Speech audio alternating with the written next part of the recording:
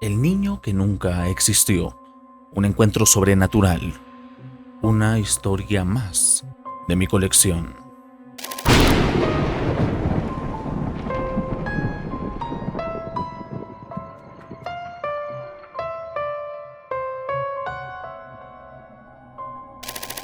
La historia de Doris Dionisio se desarrolló en el Hospital Policlínico Grau durante los años 1995 y 1996. Su hijo mayor, un niño pequeño, había sido diagnosticado con neumonía y el médico también le había declarado asma. Esto significaba que aproximadamente 3 veces al mes el niño debía de ser hospitalizado. Durante estos 2 años, Doris se enfrentó a un ciclo constante de idas y venidas al hospital. Aunque su familia le ayudaba a cuidar al niño durante el día, por la noche ella se quedaba sola. En aquellas largas noches, Doris veía a otras madres acompañando también a sus hijos, sentadas en las cunas, muchas veces dormidas por el cansancio. Una noche, mientras lloraba preocupada, su hijo le sorprendió al decirle: "No, yo me voy a curar, no te preocupes". Sus palabras resonaron en su corazón de Doris, quien oraba cada día para que su pequeño pueda sanar. Un día, el médico le advirtió a Doris que si su hijo no mejoraba, tendría que someterse a una traqueoterapia. La idea le aterrorizaba, y aunque tenía el apoyo de sus padres, quienes le decían que haría lo que consideraba mejor, Doris no podía dejar de llorar todas las noches. Doris trabajaba en Villa El Salvador, y cada tarde, después de una extensa y cansada jornada laboral, se dirigía directamente al hospital, donde permanecía hasta la mañana siguiente. En una de esas noches, su hijo volvió a decirle: "Mamá, no llores, yo me voy a curar. Estamos rezándole a Dios". El pequeño solo tenía 5 años, pero hablaba con una seguridad que conmovía a Doris. Para las enfermeras le pedían que a las 3 de la mañana saliera un momento para realizar una última ronda. Durante una de esas tantas noches, al regresar, el niño le dijo a Doris: "Mamá, no llores, yo me voy a curar. Ha venido un niño con una bata larga y blanca y me dijo que estaba jugando aquí enfrente. Me aseguraré, ya que me voy a ir a casa, que no me van a hacer nada". Doris, intrigada, confundida, le preguntó quién era ese niño, pero al mirar a su alrededor no vio a nadie que coincidiera con la descripción, ya que todos los niños estaban conectados. Días después, el médico le dio la noticia que tanto había estado esperando. Su hijo había mejorado. No necesitaba la traqueotomía, estaba respirando mucho mejor y pronto sería dado de alta. Cuando finalmente le dieron en alta, el niño salió caminando junto a su madre. Al pasar por el patio del hospital, el niño señaló la imagen del niño divino que adoraba la entrada de la sección pediátrica y le dijo: "Mamá, ese es el niño que me dijo que me iba a ir. Ya me estoy yendo". Doris, sorprendida y emocionada, le preguntó si estaba segura, y aunque no comprendía del todo lo que estaba sucediendo, simplemente le quedó agradecer a la imagen. Desde entonces, Doris y su familia comenzaron a visitar cada año al niño Doctorcito, rindiéndole un homenaje en varias iglesias, como por ejemplo Santo Domingo. Pero esa historia no solamente queda ahí. Con el paso de los años, su hijo apareció haber olvidado la experiencia. hasta que ocurrió algo inesperado. La nieta de Doris, quien parecía haber heredado el asma, también fue hospitalizada con neumonía. La niña le contó a su padre que alguien le había dicho que pronto saldría del hospital. Recordando lo sucedido años atrás, el hijo de Doris le dijo: «Mamá, ¿podemos ir a la iglesia de la Merced? Quiero agradecerle al niño doctorcito, porque mi hija estaba en una situación similar a la mía y me contó la misma historia que yo te conté». Doris, conmovida, se dio cuenta de que la fe y la esperanza que había guiado su vida no solo le habían ayudado a ella, sino también a su hijo y ahora a su nieta. Comprendió que aunque la vida estuviera llena de desafíos, a veces fuerzas extrañas pueden ayudar a superar estos. Y es así como cada año Doris continuó visitando al niño doctorcito, agradecida por las bendiciones recibidas, sabiendo que a veces en los momentos más oscuros hay una luz. ¿Ustedes creen en su historia? Avistamiento de una nave ovni sobre Cajamarca, Perú. Una historia más de mi colección.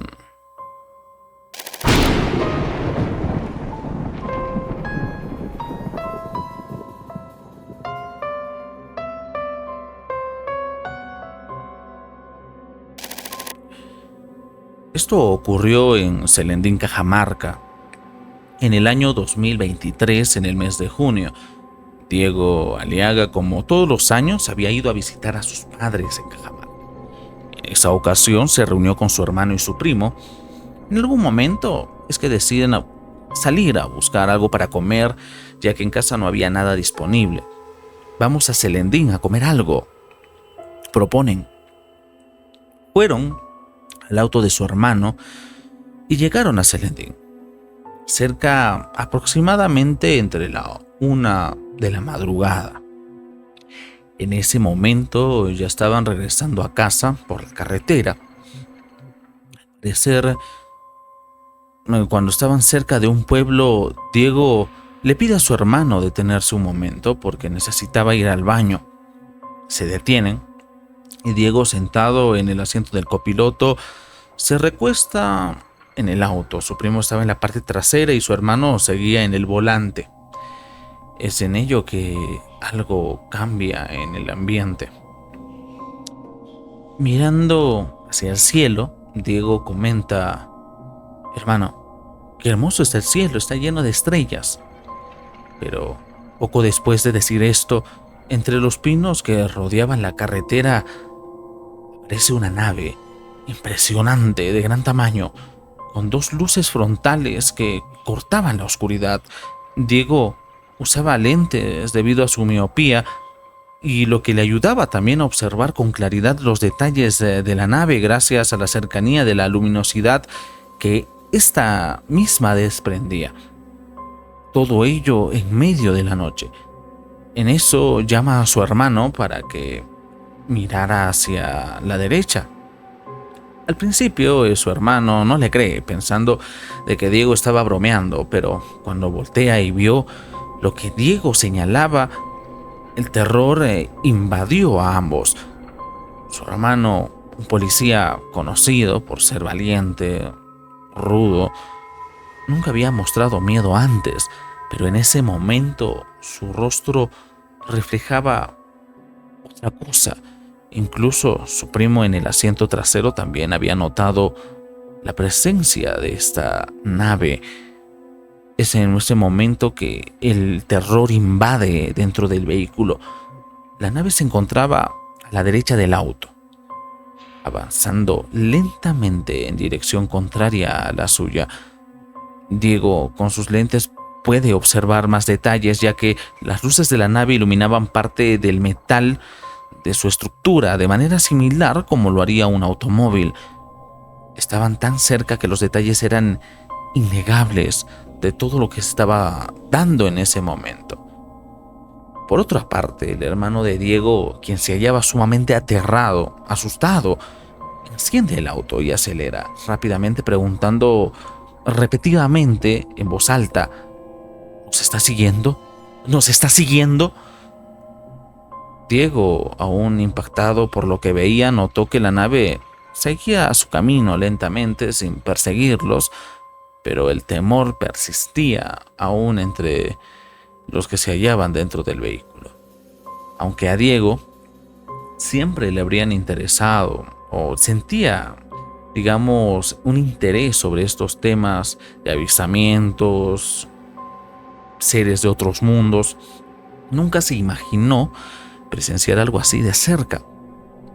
Al llegar a casa le dijo a su hermano y primo: esta historia la contaré, pero nadie nos va a creer. Incluso para él resultaba difícil de creer, pero lo que habían visto era real. La nave no se parecía a un avión ni a un dron, era mucho más grande, con una forma circular parecida a un spinner con dos luces frontales. Es a ello que pasan 2 semanas después del incidente. Justo un día antes de que Diego regresara a Caima, él y su hermano estaban cerca del pueblo despidiéndose. Esa noche volvieron nuevamente a experimentar algo extraño. Mientras estaban en el auto, vieron 3 luces que venían hacia ellos desde la carretera.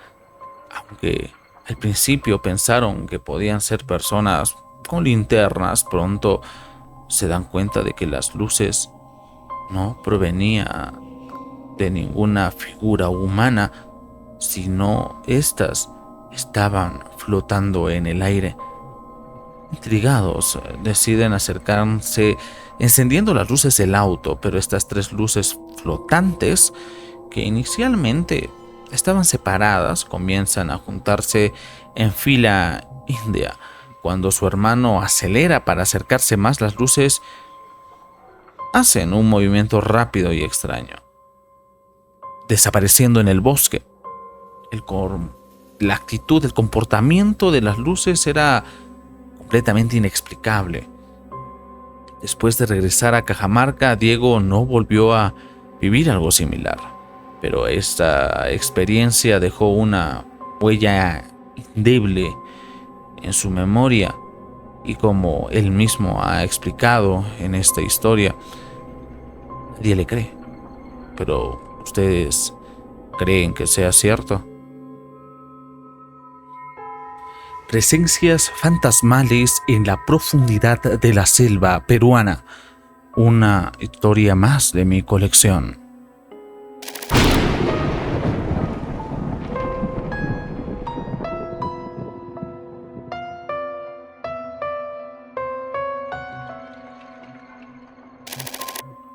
En el 2013, Brandon Vieira tenía aproximadamente 20 años, había terminado su carrera universitaria y necesitaba dinero para obtener su título. En ese entonces, algunos amigos de sus padres eran madereros, le ofrecen un trabajo en una de esas instalaciones. Él acepta un puesto como encargado y fue enviado a una empresa situada entre Pucallpa y Lima, cerca del kilómetro 87, en la zona conocida como Von Humboldt. Desde allí tenía que adentrarse 78 kilómetros hacia Puerto Inca, una región de Huánuco. La empresa había creado una trocha en plena selva virgen a la que se accedía tras un recorrido de casi 8 horas. Brandon estaba a cargo de la planilla y viajó al campamento para cumplir con las responsabilidades que le habían asignado. Llega al lugar rodeado de bosque y selva densa y habla con los trabajadores sobre su pago. En esos días, una huelga de cocaleros había estallado, pero él no sabía lo peligroso que era. Se quedó solo en el campamento, encargado de vigilar los tractores, máquinas y maderas, armado con su machete y una escopeta. Y de esta manera se dispone a pasar una noche en el campamento. Cerca de las 10 de la noche, mientras descansaba bajo su mosquitero, Brandon escucha pasos acercándose al campamento. Creyó que era uno de sus compañeros regresando, pero tras unos minutos nadie aparece. Al asomar la cabeza fuera del mosquitero no vio a nadie y volvió a acostarse, pero de nuevo escucha los pasos, esta vez más cerca, como si se tratara de personas con botas llenas de agua, caminando alrededor de su refugio. Desconcertado, saca la cabeza nuevamente para observar, pero el lugar seguía desierto. Recordando un mito de la selva, mordió su machete, una costumbre que se decía que ayudaba a enfrentar el miedo frente a entes o espíritus malignos. Mientras su cuerpo comenzaba a sentirse entumecido, los pasos volvieron a acercarse. Brandon prepara su escopeta, pero cuando alzó su mosquitero, nuevamente no había nadie.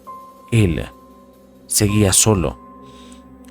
Sin embargo, podía sentir las presencias pasando junto a él, tan cerca como que casi rozaban su cabeza. El terror se apodera de él mientras escuchaba a las entidades moviéndose hacia la cocina, sirviéndose comida y agua, aunque no podía ver nada. Estas presencias incluso se dirigieron al riachuelo cercano donde solían bañarse, mientras Brandon, paralizado por el miedo, percibía el inconfundible olor a vela, señal de algo maligno. Eventualmente, sus compañeros regresan y, aunque los recibió sin mencionar nada de lo que había experimentado, supo que algo extraño había ocurrido. A la noche siguiente, cuando volvió al campamento, encontró a sus compañeros aterrorizados. La cocinera estaba llorando. Le comentó que había vivido lo mismo que él un día anterior, que él no les habría advertido y ahora compartían el mismo miedo. Entre los trabajadores estaba un joven llamado Billy González, un huérfano sin identidad oficial. Aquella noche, mientras intentaban dormir, un grito de auxilio rompió el silencio. Salieron armados y encontraron a Billy flotando en el aire, a 1,5 metros de altura, como si algo lo estuviera levantando. Desesperados, comenzaron a golpear el aire con sus machetes, intentando liberarlo. Al bajarlo, Billy estaba inconsciente y echaba espuma por la boca. Cuando recuperó la conciencia, contó que había sido confrontado por 3 figuras que le exigieron abandonar su casa, preguntándole cómo se sentía si alguien quedara en su hogar sin su permiso. Las entidades les estaban reclamando el por qué el campamento se encontraba en ese lugar. El día siguiente, el gerente de la maderera escuchó sus historias y decidió mover el campamento más adentro en la selva. Sin embargo, las excavadoras comenzaron a trabajar en la zona donde había estado durmiendo. Desenterraron 5 cuerpos de la zona de donde se hallaba antes el campamento. Cráneos y huesos que revelaban que, sin saberlo, habían pasado noches sobre las tumbas de lo que podía haber sido víctimas de terroristas, soldados o mochileros asesinados, a saber de quiénes eran estos cuerpos, pero estaban enterrados en medio de la selva. Aquella experiencia dejó a Brandon y sus compañeros profundamente marcados. El misterio de las almas inquietas de la selva y los cuerpos enterrados bajo sus pies era algo que al momento no le permite dormir. Ustedes, ¿qué es lo que habrían hecho tal vez? ¿Su situación? El fantasma de la Custer, una noche de horror en Chorrillos. Una historia más de mi colección.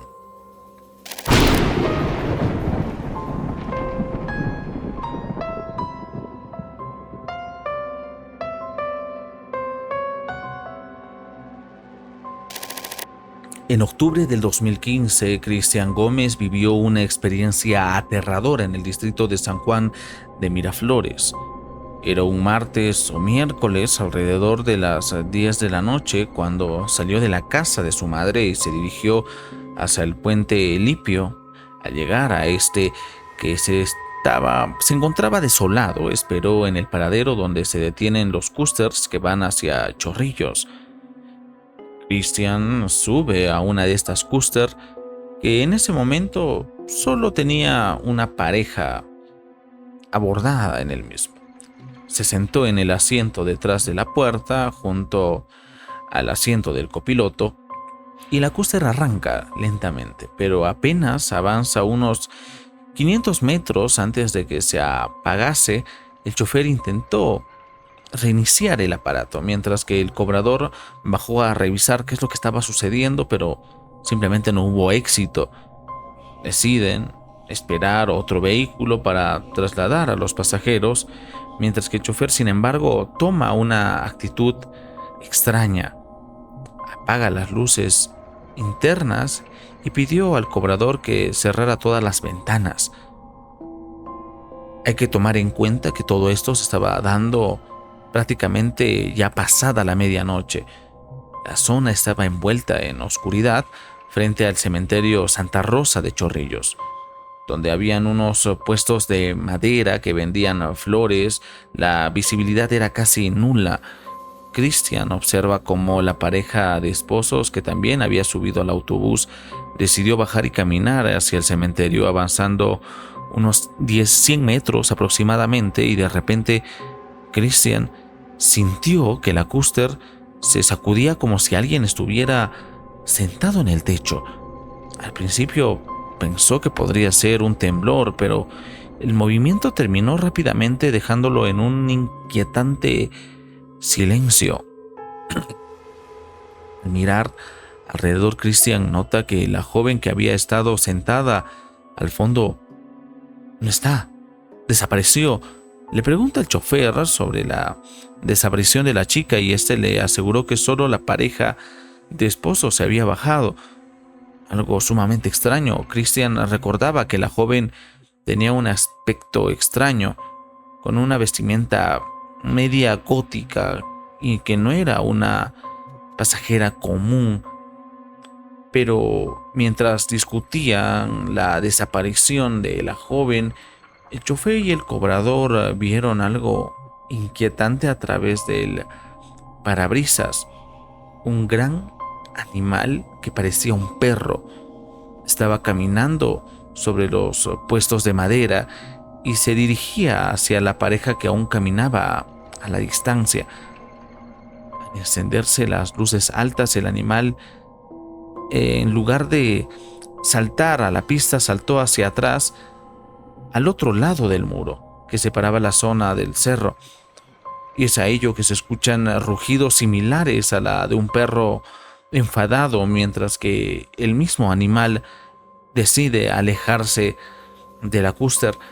El chofer intentó alertar a la pareja usando el claxon, pero ellos seguían caminando sin notar el peligro. Cristian, aterrorizado, tenía que al bajar del vehículo podría encontrarse con algo aún más aterrador. Finalmente llega otra cúster. El cobrador le pide al conductor de la nueva cúster que alcanzara a la pareja y les pidiera que se subieran, pero las cosas no saldrían de esta manera. La experiencia dejó a Cristian con una profunda sensación de miedo y curiosidad, aunque continuó pasando por esa zona en el futuro. Evitaba hacerlo después de medianoche, nunca volviendo a pasar cerca del cementerio de Santa Rosa en Chorrillos. El recuerdo de esa noche aterradora permaneció grabada en la mente de Cristian, marcando profundamente su vida, ya que al momento aún no puede explicar lo que pasó ese día.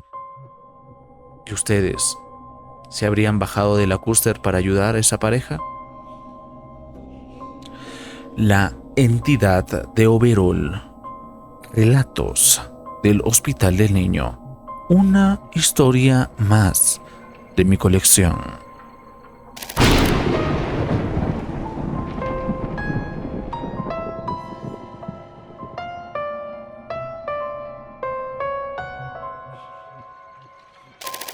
En el año 2004, Mirta Loza vivió una experiencia aterradora en el hospital del niño. Su hija, que se había enfermado, fue internada en el hospital y por suerte Mirta pudo quedarse con ella. La familia se acomodó en un pabellón con unas 8 camas donde permitían a los padres permanecer con sus hijos. Una noche, mientras Mirta estaba allí, escuchó a una señora que se encontraba en la cama frente a la suya gritar. En ese momento, Mirta y las otras personas se despiertan y la señora, visiblemente asustada, les dijo que no quería contarles lo que había visto porque temía que también se asustara. Mirta, sin darle mucha importancia en ese momento, decide volver a dormir. Es a ello que pasan las noches. Y varias después, Mirta vio a otra señora en el pabellón que también parecía alterada y enojada. Pero la situación no se aclaró en ese instante. Esa noche, mientras Mirta intentaba descansar, comenzó a escuchar ruidos extraños. Las puertas se estrellaban contra las bancas que las enfermeras habían colocado para bloquearlas. De repente, Mirta vio entrar una figura grotesca al pabellón. Era un hombre deforme, con una cara horrible y calva, que vestía un overol. La figura avanzaba lentamente, mirando a su alrededor. Mirta, aterrorizada, se echó a un lado y trató de luchar contra la entidad cuando ésta se le vio encima. A pesar de su miedo, Mirta logró empujar a la criatura y gritó pidiendo ayuda. La señora que había gritado anteriormente acudió corriendo al ver el caos. Mirta le describió la figura que había visto y la señora confirmó que también había sido atacada por el mismo. Mientras las dos discutían el incidente, una enfermera de la sala de enfermeras empezó a gritar pidiendo ayuda desesperadamente. Mirta, paralizada por el miedo, no se atreve a acercarse al origen de los gritos, pero después de unos momentos los gritos cesaron y las puertas volvieron a golpear contra las bancas.